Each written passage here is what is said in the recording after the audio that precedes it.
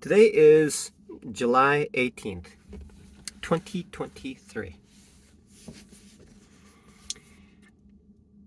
I'm chewing on a garlic. I got a clove of garlic for 58 cents. I heard from a YouTube doctor on YouTube saying that garlic is good for me. So and then it keeps the vampires away. Garlic. If I bite into it, it's going to excrete a very, very spicy juice. So I'm deliberately delaying that inevitability. Seeing things like Dracula is a very scary thing. And seeing things is probably not a good thing. But it's good to see. Seeing things that was not seen in the past is a good thing, especially in trading stocks. When I looked at the charts, it just looked like it was green and red, just moving up and down randomly, initially. Then today, I identified a few things that seems to make very good sense. And I correlated with the confluence on the trade that I made, which made it all good. It was in particular a Google trade, and I noticed a pattern forming. And the reality is, when the NASDAQ and the Dow are green and the stock market, Google, is tending to exhibit a characteristics of attempting to float past.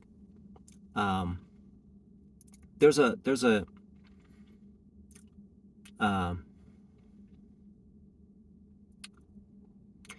so there's this ball floating in a swimming pool. Do you know what his name is? It's called Bob. So it seems like the sellers attempted to bring down Google down, like 13 or 14 times, all the way across. And the seller was unable to bring it down. So it's like the ball was attempted to be dragged down, but the surface level, which is essentially resistance, okay?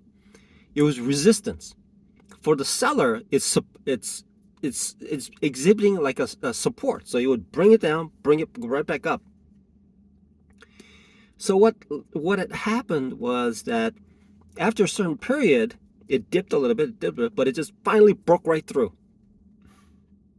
That is an indication that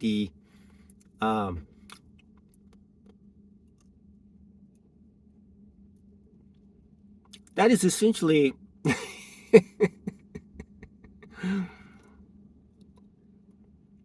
that is essentially indicating that that the stock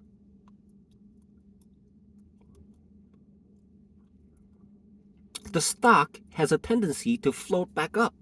And so we're talking about millions of shares that are traded within one day.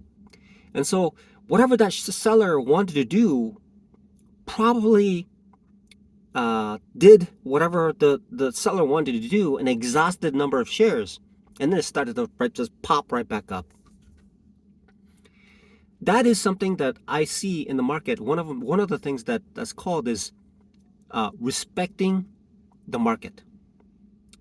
Respecting the market means that there is a certain line that exists, and the market will go to that line. It'll behave in a certain way that causes the market to behave in a certain manner on that line.